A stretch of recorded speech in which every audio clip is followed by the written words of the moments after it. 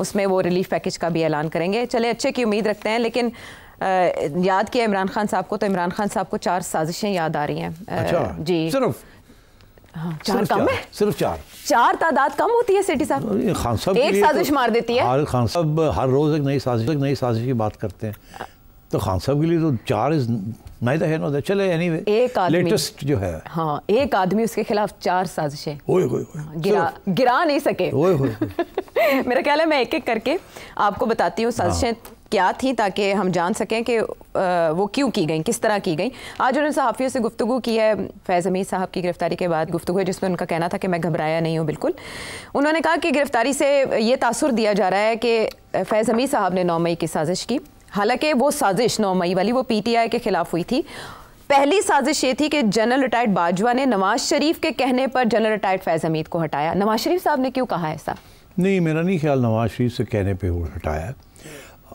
उस वक्त तो ये बात चल रही थी ना, मैंने कल के प्रोग्राम में भी जिक्र किया कि इमरान खान साहब नहीं चाहते थे कि ये जाएं कोर में, वो चाहते थे ये DG ISI रहें। उन्होंने खुद एडमिट किया था, बहुत बार इंटरव्यूज में कहा है, अफगानिस्तान की सिचुएशन के पेश सिर्फ अफगानिस्तान नहीं, अपने आप को तकड़ा करने सामने अफगानिस्तान था। हाँ, तो खैर वो तो मैस अप हो गया ना, वो चंगा अगे रखे ऐसे टोटली हमारे गले पड़ गया वो फैज साहब की जो अफगान पॉलिसी थी।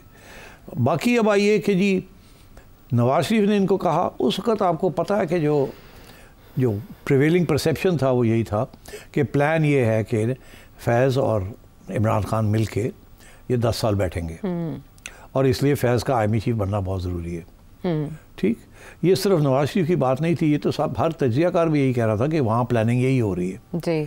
तो इसलिए उस वक़्त बाजवा साहब ने जब इनको कहा कि आप चले जाएँ कोर में, तो मेरा ख्याल है वो 2 चीज़ें देख रहे थे। एक ये कि ये जो तनकीद हो रही थी ऑपोजिशन की तरफ से कि ये रिगिंग कर रहे हैं, हर चीज़ को ये फैज़ चला रहा है और ये हो रहा है और वो हो रहा है, थोड़ा सा इनको डिस्टेंस किया जाए। और दूसरा ये भी था कि अगर फैज़ ने आर्मी चीफ बनना है तो ये ना हो कि फ़ौज के अंदर कोई डिसएग्रीमेंट हो जाए कि एक बंदा है उसने कभी कोर कमांड नहीं की तो उसको आप आर्मी चीफ बना रहे हैं, क्योंकि पहले भी ऐसे हुआ था कि एक आध दफ़ा किसी को बना दिया गया था जिसने कभी कोर नहीं कमांड की थी, तो वो फिर मसला बन जाता है। अच्छा। तो वो तो army chief is always somebody who had to have commanded a core.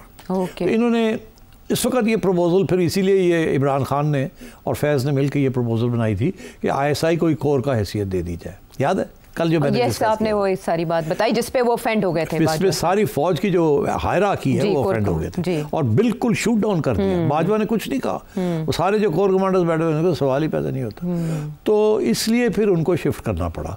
ये नवाज शरीफ के कहने के ऊपर नहीं हुआ, ये जिस किस्म की जो पॉलिसीज बन रही थी उस वक्त, उसके अंदर फौज के अंदर ये बहुत बड़ी मदाखलत समझी गई और एक शख्स के लिए, क्योंकि बाजवा को तो मिल गई थी अपनी एक्सटेंशन, उसको तो अब कोई वेस्टेड इंटरेस्ट नहीं था। उसका तो वेस्टेड इंटरेस्ट यही था कि अब कोई ऐसी चीज़ ना मैं करूं जिसके साथ मेरी लेगेसी इन दी आर्मी ठीक ना हो या आर्मी के अंदर कोई बदनवी हो जाए या कोई इश्यूज बन जाए।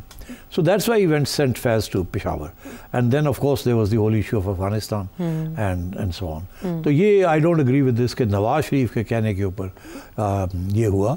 देखिए, वोट ऑफ नो कॉन्फिडेंस अप्रैल में आया, मार्च में शुरू हो गया, साइफर आया और अप्रैल में वोट ऑफ नो कॉन्फिडेंस। तो ये शुरू नवंबर में हुआ था जब वो कोर में चले गए थे। तो अगर ये बाजवा की साजिश होती नवाज शरीफ के साथ तो नवंबर में वो वहाँ गए तो दिसंबर तक वोट ऑफ नो कॉन्फिडेंस आ जाता था। क्यों नहीं आया?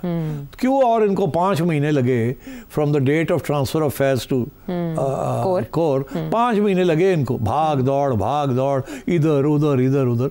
तो ये इतनी आसान नहीं है ये कहना, ये इल्ज़ाम लगाना ठीक है मगर प्रोपेगेंडा के लिए, but this is not correct. उसको साबित नहीं किया जा सकता हक़ाइक़ की बुनियाद पे। दूसरी साजिश, हुसैन हक्कानी साहब को $35,000 जनरल रिटायर्ड बाजवा ने दिए लॉबिंग के लिए और हायर किया, जिसके बाद डोनाल्ड लू साहब के वो सारे मामलात हुए और इमरान खान साहब की हुकूमत गिरा दी गई।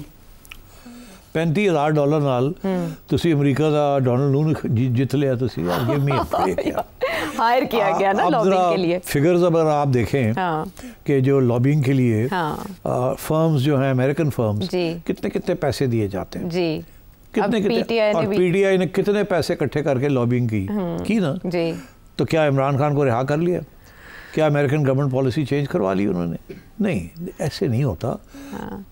एक तो मुझे नहीं पता कि हुसैन हक्कानी को $35,000 दिए या नहीं दिए, पता नहीं खान साहब के अगर दिए हैं तो कोई एविडेंस दें। दूसरी बात ये है कि आज तक मैंने ये बात नहीं सुनी थी कि हक्कानी को $35,000 मिले हैं। अगर मिले होते तो Haqqani would have declared it ना। तो डिक्लेयर करना पड़ता है पैसा कहाँ से आया कहाँ नहीं आया। वो ऐसे नहीं होता कच्चे ले लो तो कच्चे कम कर जो। अमेरिका में ऐसा नहीं होता, तो इसलिए कोई एविडेंस नहीं है इसकी कि इसको पैसे दिए और इसने पैसे लिए। और अगर ऐसे हुआ भी सीक्रेट फंड से भी अगर हुआ तो फैक्ट इज कि एक बंदा हुसैन हक्कानी जो कि अब अमेरिका में भी नहीं है, वो दुबई में आके बैठी, अबू धाबी में आके बैठा हुआ है ना थिंक टैंक, 1.5 साल से ज़्यादा हो गया, 2 साल हो गए। क्या वो यहाँ से बैठ के अमेरिकन फॉरेन पॉलिसी को इन्फ्लुएंस कर सकता था? नो। अगर वो इन्फ्लुएंस कर सकता तो जब वो एम्बेसडर था टू द यूनाइटेड स्टेट्स तो मेमोगेट हुआ था और उस वक्त इल्ज़ाम ये लगा था कि ये ट्राई कर रहा था कि अमेरिकन फॉरेन पॉलिसी इस्टेब्लिशमेंट को कहा जाए कि पाकिस्तान की अफवाज जो है उन्होंने छुपाया हुआ था उसामा बिन लादेन को। तो वो उस वक्त नहीं कामयाब हुआ जब वो एम्बेसडर था और तो हर सारे के साथ उसके कॉन्टैक्ट्स थे और वो फिर साजिश जो इल्ज़ाम लगा था वो भी प्रूव नहीं हो सका। और यही हमारे आज के चीफ जस्टिस साहब इन्वेस्टिगेट कर रहे थे उस वक्त मेमोगेट, वो भी नहीं कुछ कर सके। तो मतलब है कि ये फजूल सा इल्ज़ाम है। आगे आए। अच्छा, उसके बाद ये कि चीफ जस्टिस उमर अता बंदयाल साहब जो थे उनको जब इंक्वायरी का कहा गया इस साजिश के हवाले से कि इंक्वायरी करें, तो इंक्वायरी के बजाय हम पे उल्टा साइफर का केस बना दिया गया और हमारे खिलाफ 9 मई की साजिश भी की गई। तो ये उमर बंदयाल को पूछे कि इन्होंने उमर को कहा था कि करे, तो उमर ने नहीं किया, ऐसे ही है ना? हाँ बिल्कुल। तो उसके अगर आप आम बंदे से पूछें कि उमर बंदयाल का क्या रोल रहा है तो वो तो कहेंगे इमरान का जज था। ऐसे ही कहते हैं ना, टिल्ट था उनका, टिल्ट ये नून लीग कहती है। टिल्ट नहीं, नून लीग नहीं, आम हर बंदा ही कहता है। जैसे आजकल इल्ज़ाम हमारे चीफ जस्टिस पे लग रहा है। हाँ, वो तो पीटीआई चली तो ये गई देखिए ना, इनमें वजन होता है इन चीज़ों में। तो अब बात ये है कि वो अगर कोई तकलीफ है खान साहब को तो बंदयाल साहब को कहे और यार तू चंगा भला तो क्या भी तू नहीं कीता। इनफैक्ट जब खान साहब वोट ऑफ नो कॉन्फिडेंस को डिनाई करना चाह रहे थे और स्पीकर साहब मतलब है कि आइन को तोड़ रहे थे वहाँ बैठे हुए, तो कौन 12 बजे बाहर निकल के आया था बचाने के लिए सिचुएशन? बंदयाल साहब आए थे। सुप्रीम कोर्ट खुल गई थी इसीलिए खुली थी ना कि अगर खान साहब को गड़बड़ करें या असद कैसर साहब को गड़बड़ करें या वो जो दूसरे डिप्टी स्पीकर थे वो गड़बड़ करें तो फिर उसको रोक दिया जाएगा। तो ये पूछना चाहिए बंदयाल साहब को, ये और मुझे क्यों पूछते हैं आप? गुजियाँ गल्ला ने वैसे। बहरहाल चौथी साजिश भी है, लेकिन ब्रेक के बाद डिस्कस कर लें। चौथी साजिश ये कि इलेक्शन चोरी किया गया और हमने इतनी बार डिमांड किया कि आप इसको इन्वेस्टिगेट करें। तो वो जो चीफ जस्टिस सबके हैं वो तो सिकंदर सुल्तान राजा साहब चीफ इलेक्शन, उनकी तारीफ़ कर रहे हैं। इलेक्शन को क्यों नहीं तहकीकात करके बताया जाता कि खान साहब को पता है कि इलेक्शन कैसे चोरी होते हैं, तो इसलिए ये जो इल्ज़ाम वो लगा रहे हैं इसमें वज़न है। क्योंकि खान साहब ने मिल के 2018 की इलेक्शन चोरी की थी, फिर जहांगीर तरीन के जहाज़ के अंदर लोगों को तोड़ के लेके आए थे, उसके पीछे सारा जनरल फैज़ थे। वो इलेक्शन तो नवाज़ शरीफ की पार्टी ने जीती हुई थी, तो उसके ऊपर फिर इन्होंने कोई इंक्वायरी भी नहीं होने दी खान साहब ने जब एक दफ़ा आ गए थे, क्योंकि सारी इस्टेब्लिशमेंट इनके साथ थी। तो अब बात यह है कि अब उनको वो तो भूल गए हैं, इसीलिए चीखते हैं ना नून लीग वाले के साढ़े नाल होया की तुसी। तो अब ये है कि the boot is on the other foot. अब खान साहब को समझ आ गई है कि जैसे उस वक्त मेरे हक में हुआ था इस दफ़ा मेरे ख़िलाफ़ हो गया। तो अब इसका जवाब अब मैं कहाँ से दूँ? इसका जवाब उनको पता है कि जवाब क्या है। 4 साल उन्होंने एक रिग्ड इलेक्शन के बेसिस के ऊपर हुक्मरानी की, अब ये 2-3 साल ये लगा लेंगे। इस मुल्क की तारीख ही ऐसी है, क्या किया जाए। लेकिन कोई इंक्वायरी नहीं होगी। आगे आए, उन्होंने इल्ज़ाम लगा दिया है इलेक्शन कमिश्नर के ऊपर, राजा साहब के ऊपर, ऐसे ही है ना। तो उससे पहले मेरे जैसे लोग हम इल्ज़ाम लगा रहे थे उस वक्त कि 6 साल जो चीफ इलेक्शन कमिश्नर रहे हैं, कौन? सरदार रज़ा साहब। सरदार रज़ा साहब 6 साल उन्होंने बाबर की petition on funding, foreign funding case, 90 hearings भी नहीं, उन्होंने फैसला होने नहीं दिया। क्यों नहीं होने दिया? एस्टैब्लिशमेंट कह रही थी कि नहीं करना है इमरान खान को डिस्क्वालीफाई। उस वक्त की एस्टैब्लिशमेंट इमरान खान को लाना चाह रही थी। जी 2014 से शुरू हुआ था ये केस, अकबर बाबर साहब लेकर गए थे ये मामला। तो फिर ये तो जब बाजवा साहब और इन लोगों का जो मौक़िफ़ थोड़ा बदला खान साहब के बारे में 2022 में, तो फिर जाके ये थोड़ी सी तो इसने स्पीड पकड़ी फॉरेन फंडिंग में। उससे पहले तो खान साहब के हक में सारा कुछ जा रहा था, अदालतें भी, इलेक्शन कमिश्नर भी सारे खान साहब के थे। और ये इलेक्शन कमिश्नर जो है ये तो खान साहब ने लगाया था, इसीलिए लगाया था ना कि इसको नहीं चलने देना। ऐसे ही है ना। तो वो फिर जब वो तब्दीली आती है तो फिर सारे इधर उधर हो जाते हैं। तो खान साहब को इसका भी पता है, इसीलिए वो ये कह रहे हैं कि इलेक्शन कमीशन गड़बड़ कर रहा है, क्योंकि 2 इलेक्शन कमीशन ने इनके हक में बड़ी गड़बड़ की है। जजेस भी ऐसे करते रहे। That's the law of this politics of this country. और खान साहब से बेहतर कौन जानता है। और खान साहब बाद में उन्हें पता चला कि सिकंदर सुल्तान राजा साहब तो आदमी उनके थे लगाने के बाद। थे कि लगाया तो खान साहब ने था। हाँ, कल को ये कहेंगे कि मैं भी उनका था क्योंकि मुझे इन्होंने लगाया था। ये नहीं कहेंगे, ये नहीं कहेंगे, कम से कम ये नहीं कहेंगे। तो कहना चाहिए ना। लेकिन फैज साहब जरूर हमारा कौमी एहसास थे, ये उन्होंने कहा, जाया कर दिए गए। हाँ, जाया कर दिया उन्होंने, हमें मरवा दिया अफगानिस्तान के साथ, टीटीपी के साथ। जो याद है वो तस्वीर या वीडियो जब ये वहाँ पहुँचे हुए थे और बड़े ज़बरदस्त लग रहे थे, चाय पी रहे थे या कॉफ़ी पी रहे थे, चाय नहीं कॉफ़ी पी रहे थे। तो उस वक्त किसी फॉरेन जर्नलिस्ट ने पूछा, like, don't worry, everything will be all right. वो चंगा ऑल राइट साढ़े गले पे है, बंदे हर रोज 6 मर जाते हैं इन्हां दी पॉलिसीज की वजह से। वो एक अलग बखेड़ा है। केपी के अंदर और फाटा के अंदर बड़ा एहतजाज किया लोगों ने कि ये आपने क्या किया है, इनको वापस ले आए हैं, इनको यहाँ बैठा दिया है, ये आगे जाके गड़बड़ करेंगे। ये उनकी सोल्यूशन थी। तो वो तुम्हारे गले पड़ी हुई है। शायद वो भी जाती मकासद के लिए हो सकती है। अब छोड़े, जाती था या बैड प्लानिंग थी या मौका परस्ती थी कि किसी तरीके के साथ। चले, अभी वो तहकीकात उनसे हो रही हैं, क्या पता इसमें से भी बहुत कुछ निकले, हम इंतज़ार करेंगे।